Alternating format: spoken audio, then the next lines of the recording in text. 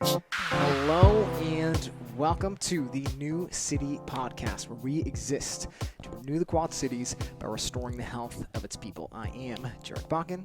I'm Dr. Alex Reguello. We nailed it. It's been a few months, but we nailed it. So, guys, it is July, middle of July. Last time we spoke, at least to you in this format, was the first week of April.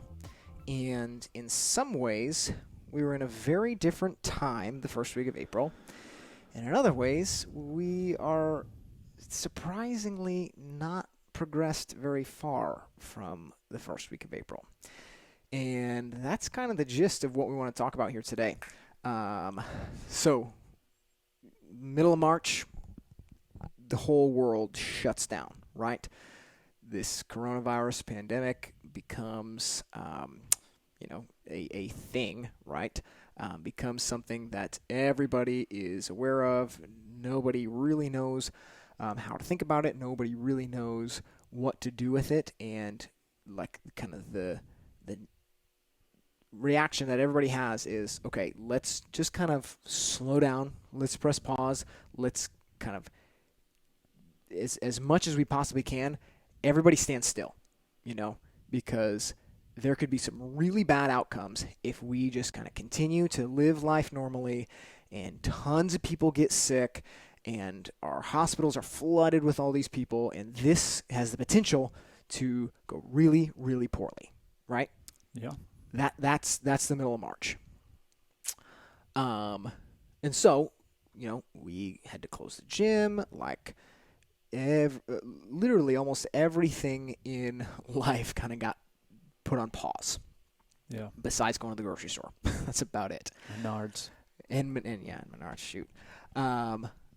So when we kind of had our conversation at the beginning of April, we have a philosophy on health, and we kind of spoke to this whole virus and global pandemic and all this stuff kind of from our position of our understanding of health. Some of it kind of speculative as far as, this is how we would think about it. Now we kind of have a little more data, I would say, to be able to speak with not just, hey, this is what we understand about health. This is how we understand the human body should respond to any type of virus or anything at all. Now we actually have hey, here's what's happened over 4 months now. And I think it has a little bit more fuel behind the fire, I guess. Yeah. Is one way to put it. Yeah, it's always interesting for me. So you mentioned our philosophy on health. This is something that I've been kind of developing since I was in school at Palmer College, where I just started to understand the philosophy of chiropractic and just kind of a new way of looking at health. So no matter how much I would read about it, no matter how much I would experience, I guess why it was the right way to think about health, any time that it would be challenged, it was always, you always kind of go back to your default, or you're always kind of at least start questioning. You're like, well, maybe the way that I think about health is not entirely the way to go. And I would say that it happened again with this whole coronavirus thing. While in the beginning I was still kind of just hesitant to think about it the way that everybody else was thinking about it, because I guess I'm kind of in this world all the time, and I kind of know what typical, if you just want to say traditional approach to health and healthcare, I understand kind of the deficiencies of that. So I wasn't like, oh, okay, this is a huge deal. But as things started, more media comes out, more stories come out, and just kind of just seeing how people are responding to it, I started to be like, well, maybe this is a kind of a bigger deal. Mm-hmm. But my response to that still was, okay, well, let's say that this virus is a huge deal. It is, the next pandemic. It is something that's dangerous. I'm still not going to leave my philosophy on health. I'm still going to go back to that and say, well, if this is going to happen, if this virus is going to be around and it's actually going to be infecting people, then the only way I know to beat something like that is to try to build up the health of the human being, right? To what's called host health. Make sure that you are as healthy as possible so that you can step into any environment and have your best chance at surviving and thriving. So that's when I went to all the videos and stuff at my office. That's when we, of course, had discussions and figured out what do we need to communicate to people. So like you mentioned in the beginning here, things definitely do look different now from April, but that particular piece of it is the same, right? We're still thinking about this the same way. Now it's just the way things have played out and the more data that's come out, it just kind of brings more confirmation that the way we think about health is the right way to think about health, right? Whether it's, beating degenerative diseases like heart disease and diabetes and all the things that are out there, or it's something that from the outside's coming in and infecting you and potentially going to lead to a sickness, it's the same. It's making sure you are as healthy as possible so you have your best chance at surviving and thriving. And that's always been our message. So that's definitely the same. It's no different now that we're 3 or 4 months deep into a pandemic than when it was at the beginning. Right. Yeah. So we kind of initially addressed like, hey, this is kind of how we are thinking about it, and that's kind of what we did in the episode. Now 3 months ago, we've kind of had some radio silence in between there, and I'm gonna get to that. But like it was like here's like our current thought process, and again, speaking from how we really think about everything, this is kind of how we're fielding this new thing, that it's like we can't speak with a ton of confidence or certainty as far as, yes, this is a novel virus. This is a novel thing that hopefully does not become normal. But in the same way that everybody's shutting everything down because you just don't quite know. It's kind of like that was essentially how we were thinking about it. It's like, okay, we're not totally certain, but here's where we're at currently. So, the gym gets shut down, and our focus is okay. We still we have gym members, right? We still need to be doing whatever we can to help them, do at-home workouts and, be taking care of them as human beings during this time to the best of our ability. So kind of our focus got put on that and, not so much speaking outwardly about what's going on or whatever. Now, all this time has passed. We're back open here, right? Kind of getting back into the swing of things.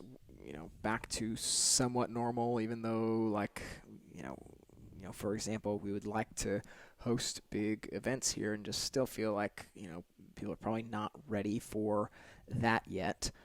But now within the past couple of weeks, there's been this new scare, right? More people are getting tested for this virus, and, more people are being confirmed having this thing, and even real close around us, people are kind of taking a step backwards into some of the stuff we saw in early March, right? Businesses are saying, oh, well, we're probably not going to do the things that we've been doing for a couple weeks now after reopening or whatever. And it's this new wave of uncertainty. My cousin, she owns a little fitness studio in San Francisco, and she put something up last night about her progression over the past 4 months, and it's the waves of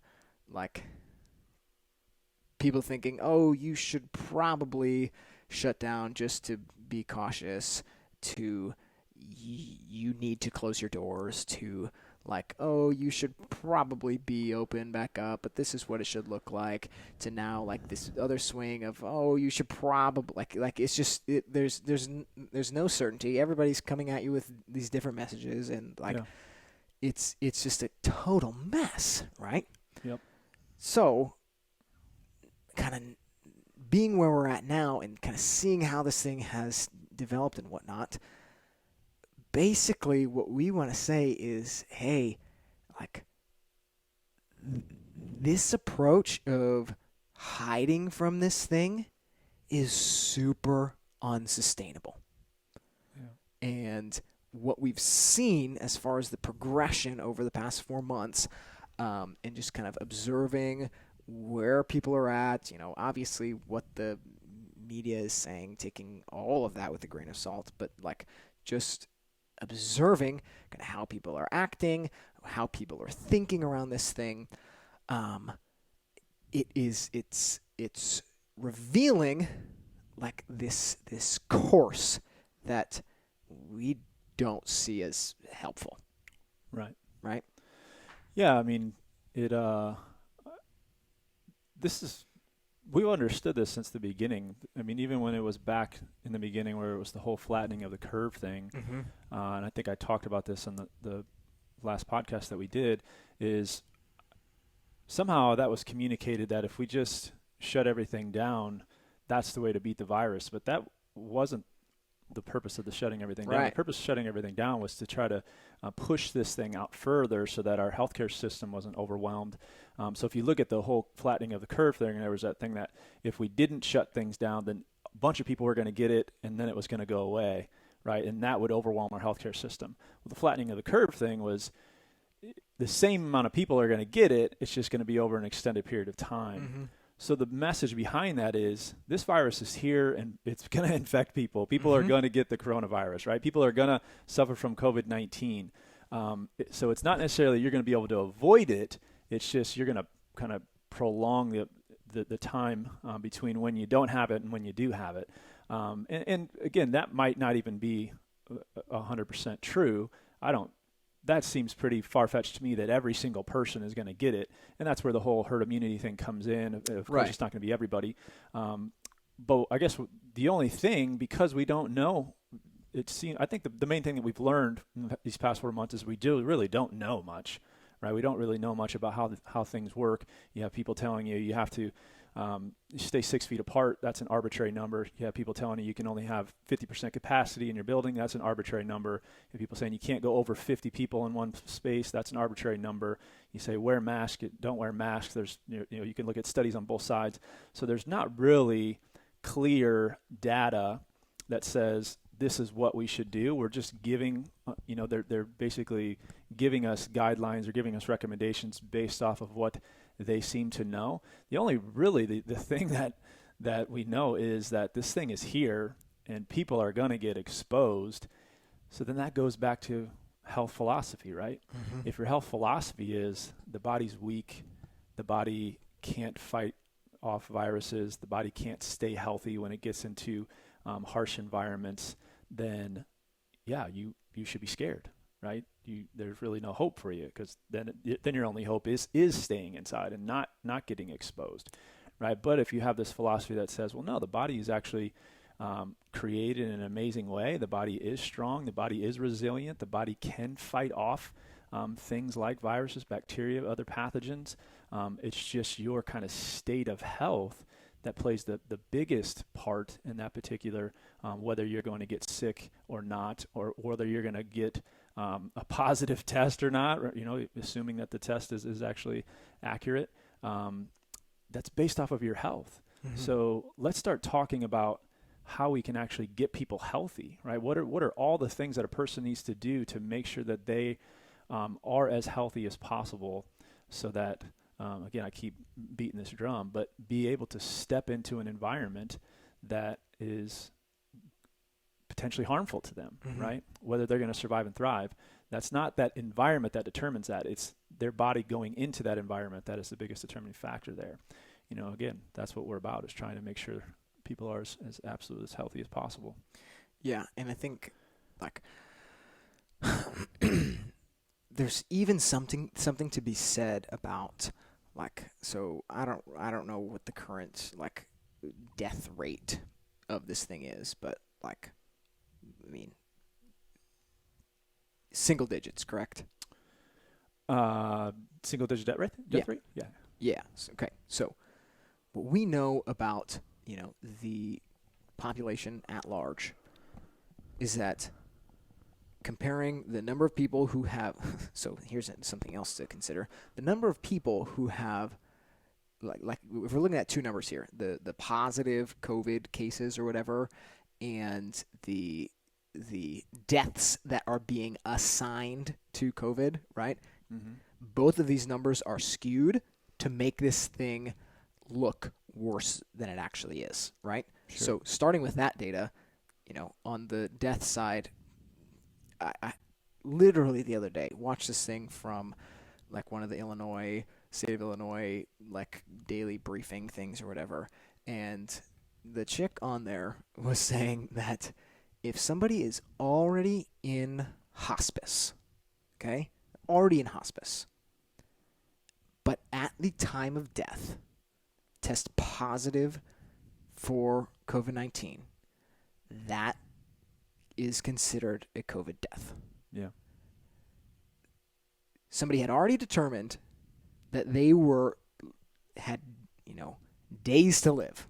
Mm-hmm. And then at the time of death, because they had a positive test, that is being counted as a COVID death. Yeah. Right? So there's stuff like that that's increasing this number of the death rate. And on the other side, there's, the positive tests, right? Like there's tons of people, less so now, but tons of people in the beginning of this that were basically being told, they call their doctor, hey, I've got, coughing, fever, all this stuff, like basically being told, if you can still breathe, don't move. Yeah. Don't come into the hospital, right? We're not going to test you or whatever. So it's like this number over here is skewed in the other way, where it's actually probably lower than the truth, right? Right.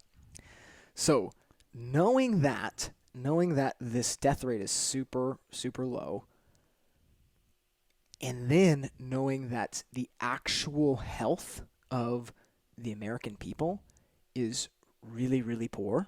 Yeah.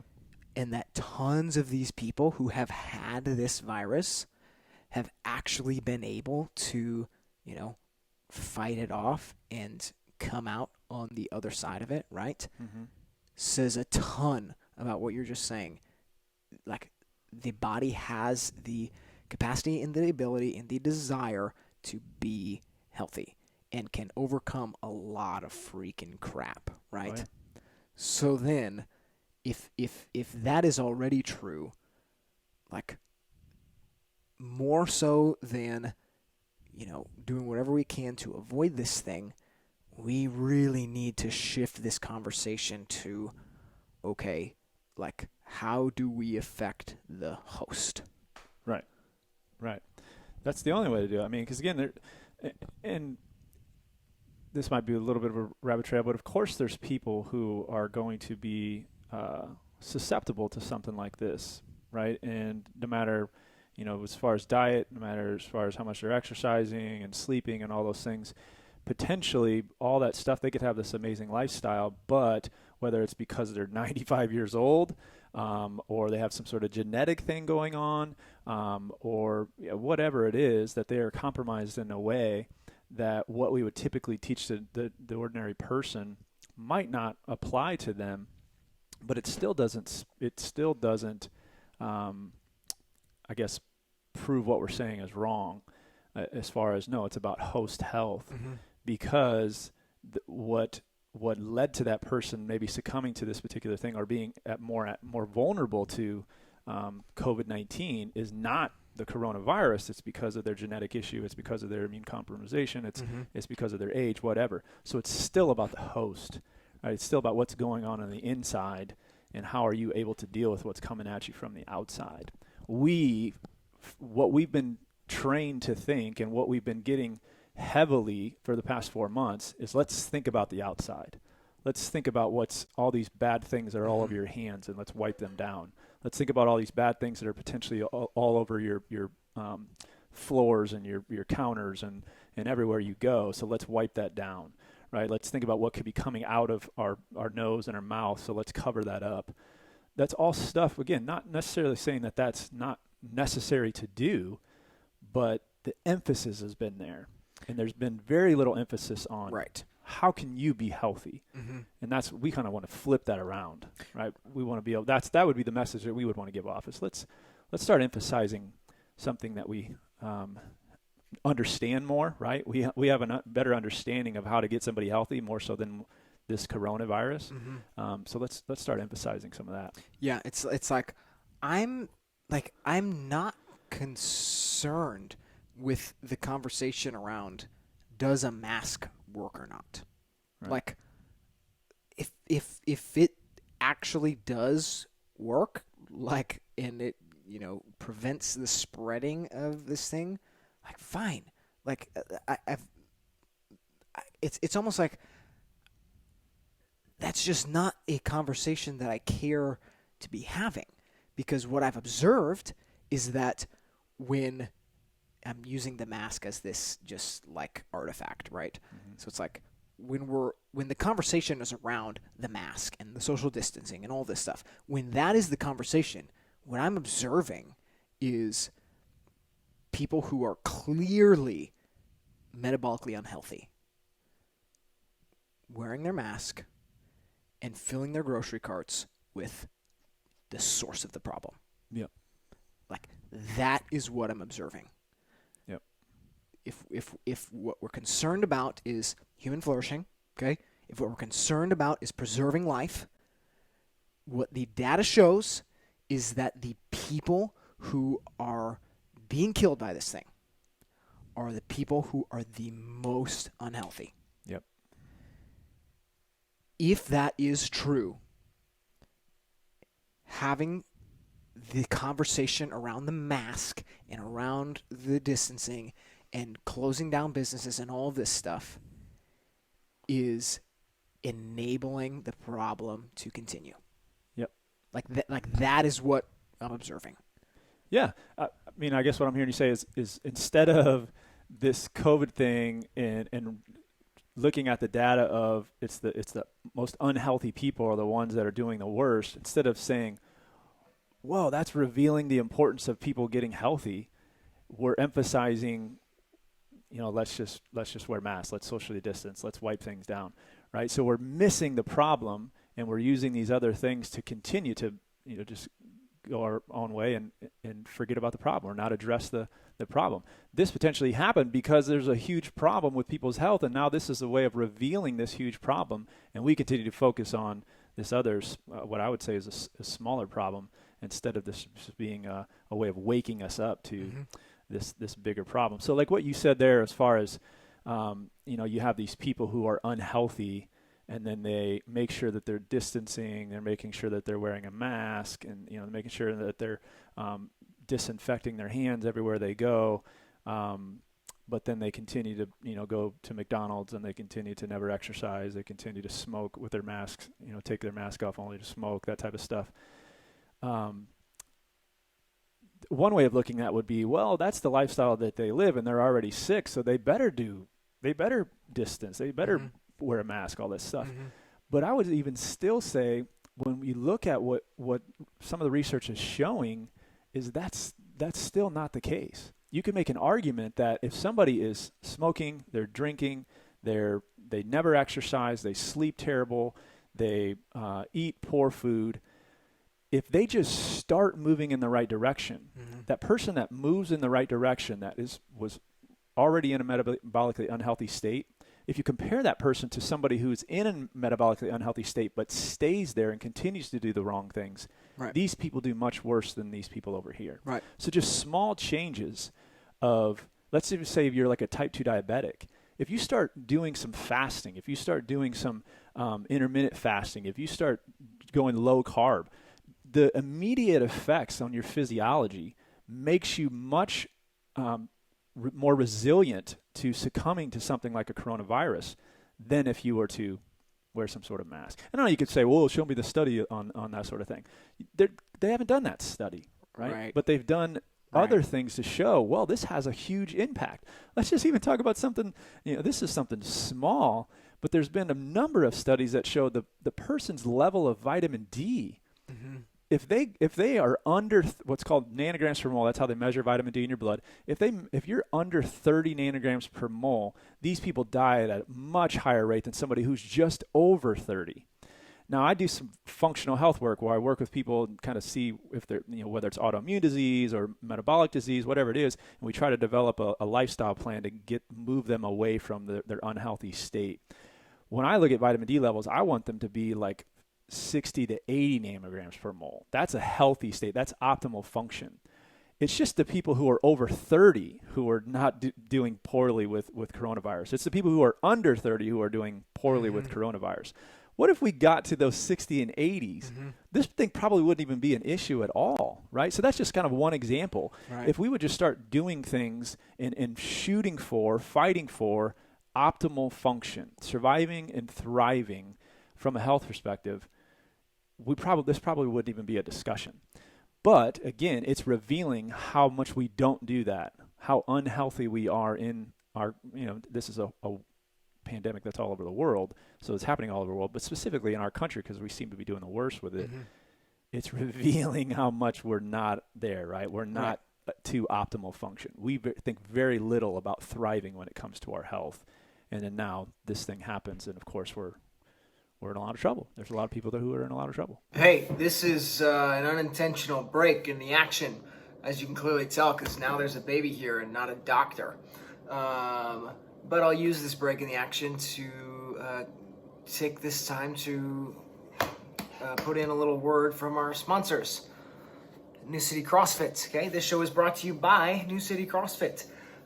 If you are interested in getting to know a little bit more about what we do, if you're interested in just kind of having a conversation with us about your diet, about your lifestyle, about movement, about coming to the gym, any of it, we would love to talk to you.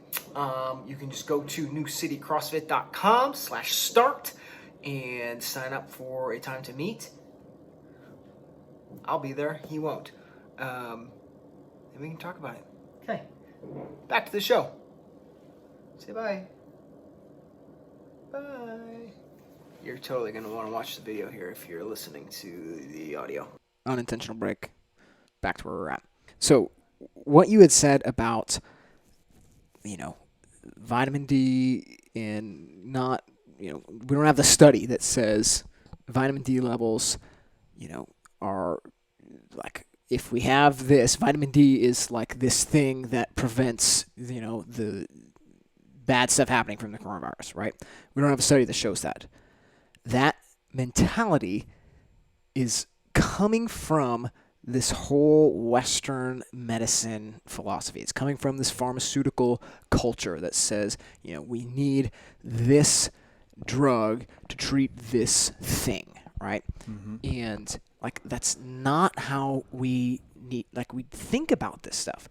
So even for me to hear that, they're finding this even just correlation between people with these vitamin D levels that are basically above dying, right? They're seeing better outcomes. I'm like, well, no, duh. Yeah. Of course they are, because what that tells me about that person is that they're doing certain things to have that level of vitamin D in their blood. It tells me that is a healthier person overall, right? So it's you could do that with all of this stuff. I mean, I hate even the internet culture, the clickbait, this and that is just built around all this stuff. I just saw one about how nuts and seeds are these superfoods, and that if everybody ate half a cup of nuts a day, you could solve all these issues and stuff. It's it's that's not even the point. Yeah. It's not about you eat blueberries the same way you take your antidepressant medication. It's right. I'm not eating blueberries to treat a specific thing that's going on. I'm eating good food and exercising and sleeping well because I know what that's going to do to me as a human being, and so that anything that comes at me, be it a virus, be it, whatever else, I am going to be the healthiest person possible to deal with that thing. Yep. Like, that's the point. So I guess to get into, something that I know you've mentioned, and it's really what we've been talking about here, is this whole idea about having an inside-out philosophy on health versus an outside-in philosophy on health. What does that actually mean? Yeah, so I think if we just go back to the things that these principles that we have, right? So we have these principles that nutritional principles and movement principles and that we 100% agree with. We think that these are the right way for a human being to survive and thrive. But underlying all of those, maybe we would say even the major premise is the only reason that works is because the human body was created to be healthy. Mm-hmm. And it's kind of, so that's the trajectory that it's on, right? It wants to be healthy. It will be healthy. And something in chiropractic philosophy, we say the human body will be healthy as long as there's no interference. Meaning if there's something that's interfering with the body's ability to heal and function the way that it's supposed to. So just to kind of list off some interferences would be, if you're smoking, that's an interference. If you're not nourishing the body, that's an interference. Right? If your spine is terrible, that's an interference. If you're not exercising, you're not moving, that's an interference.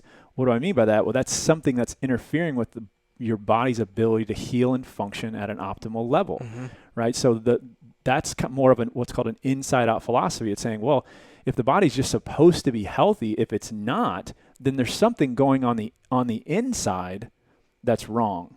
Not necessarily something that came at me from the outside that made me function poorly.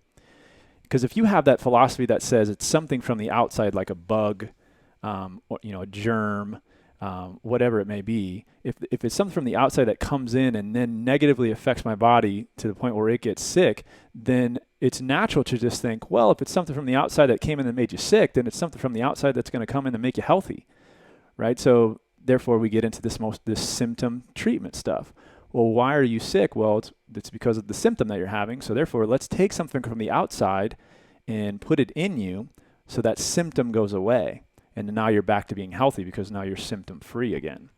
Inside-out philosophy would say, well, no, the reason that I'm sick, the reason I don't have health is because there's something wrong going on in the inside. So therefore, if I want health again, then I have to fix what's going on the inside. And again, back to that interference thing. Well, how do you fix that? You remove interferences, right? If you're not exercising and not exercising an interference, well, how do you remove that interference?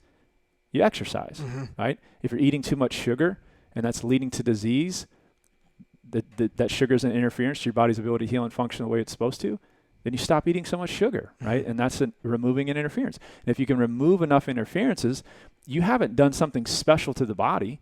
Now you've allowed the body to get back to that what's called homeostatic function, the normal cell physiology that's supposed to happen with the human body. We've been trained to think the body's weak, the body doesn't know how to be healthy. We have to intervene from the outside to get it to be healthy.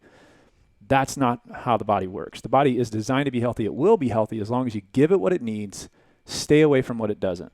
That's another way of saying avoid interferences. Yep. If you're not giving it what it needs, you're interfering. You're not staying away from what it doesn't, you're interfering with the body's ability to heal and function the way that it's supposed to. Yeah. So 2 quick thoughts here. One is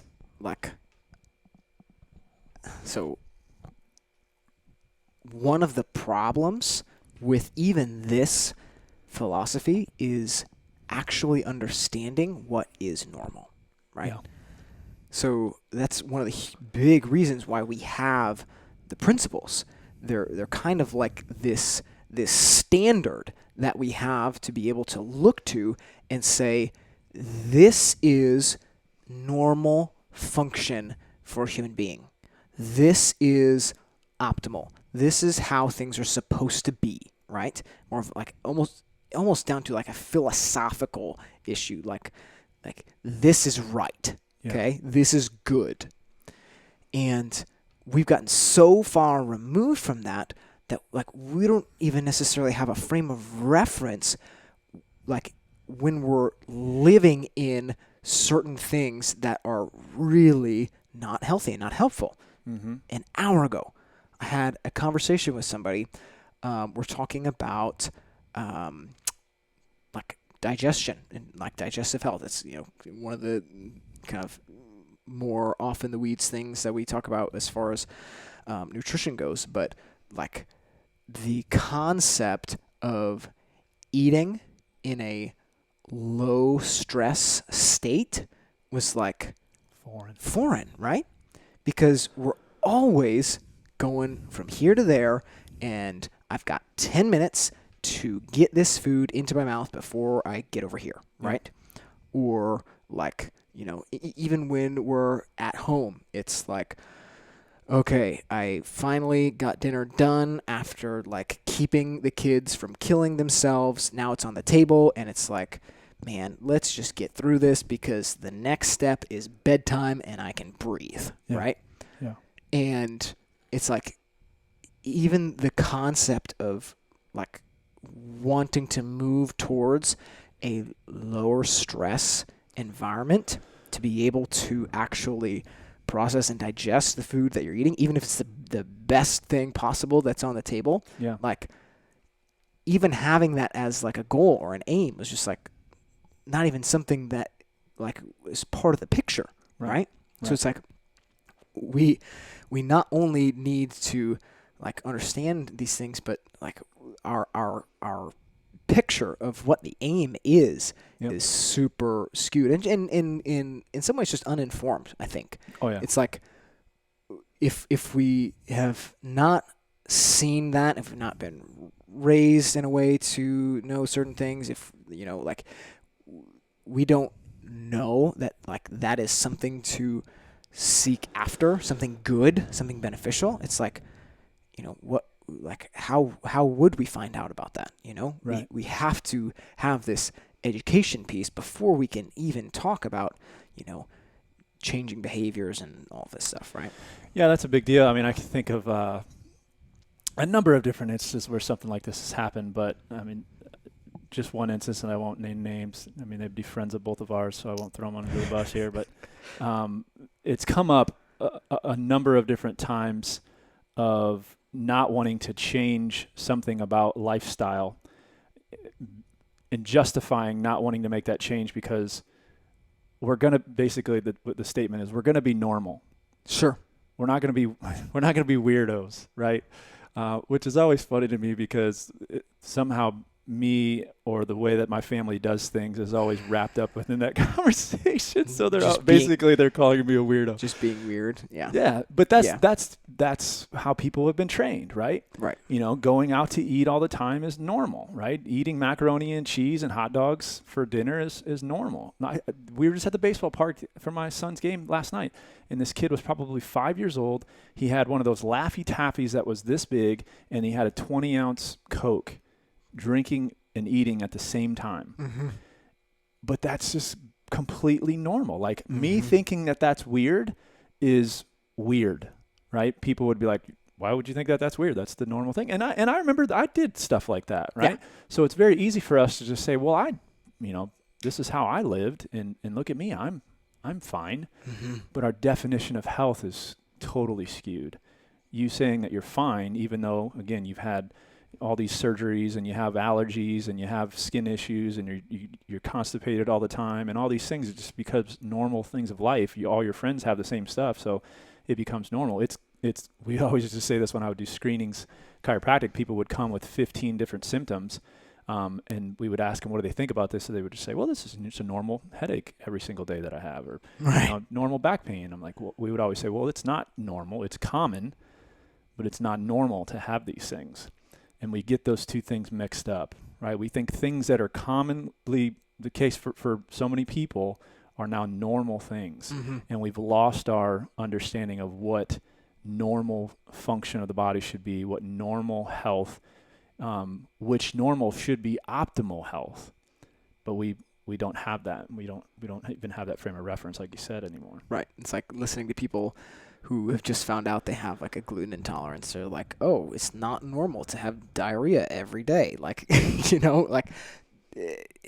it's right. We don't even have that picture. So Yep.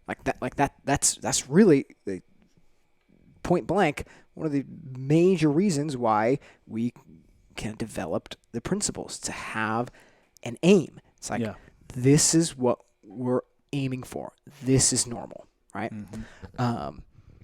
Even so, the second thing I was going to say, just briefly, the outside in, inside out philosophy. A conversation that's been coming up with this. So I've got a group of guys I get together with on a weekly basis, taking care of emotional and relational aspects of being healthy, right? This conversation we're having is kind of in that realm, thinking about if all of my problems relationally I'm always thinking about them as external coming in, right? Mm-hmm. Like I am missing out on the experience of an opportunity for me to change, because in most cases the problem is internal coming out, right? Yeah. Same conversation. Yeah, and I think people understand that. That's a pretty easy I mean, they might reject it, right? They might not accept that but they at least have that understanding of, right.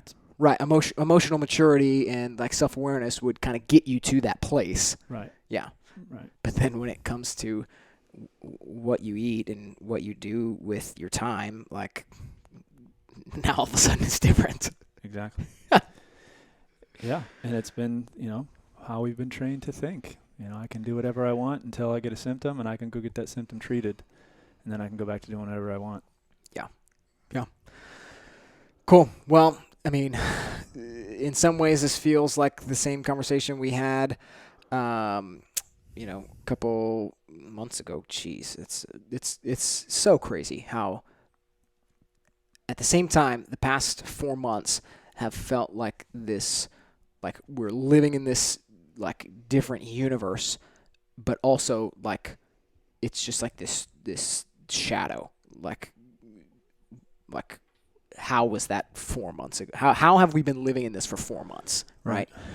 But like it is something so relevant right now and so important and so close to what we are doing here at the gym that it's like we gotta step into this conversation. Yeah. So the truth is now we're open. Okay, we are holding class almost every single day. If like you want to continue this type of conversation with us, we would love to do that. So you can hit us up on, any platform works, but if you go to newcitycrossfit.com, hit the, what does the button say? There's a button on there. Set up a time to come in, or shoot us a message, Instagram, Facebook. Come in, we can talk, and we can see how we can get rolling and get you started and, be working towards this, what we call an optimal state of health, pushing against the standard American lifestyle that is going to lead to everything we've been talking about. It is shown and proven what is normal, what most people consider normal, is going to end in a state of unhealth, right? Yeah. And so we have to make intentional lifestyle decisions to push against that and actually get to what the human body wants. Absolutely. Hit us up. Thanks for listening, guys. Peace. See you next time. Made it here to the end of the show. Thank you so much for listening all the way through. If you like what you hear, here's what you need to do. You need to subscribe, because then you don't have to be scrolling through your feed and seeing when we got a new show. It's just going to show up in your feed, guys. It's the easiest thing to do. Make things easier for yourself and subscribe for yourself. Subscribing, it's the best thing that you can do, right? You can like us on Facebook and Instagram. All of the stuff. If you're listening on the audio version, you can watch the video version on YouTube. hey, we would also love for you to give us some feedback. Comment, review, let us know what you think. If there's stuff you want to hear us talk about, if there's people you want us to interview, let us know, okay? But again, thank you for your attention. Really appreciate it. Catch you guys next time.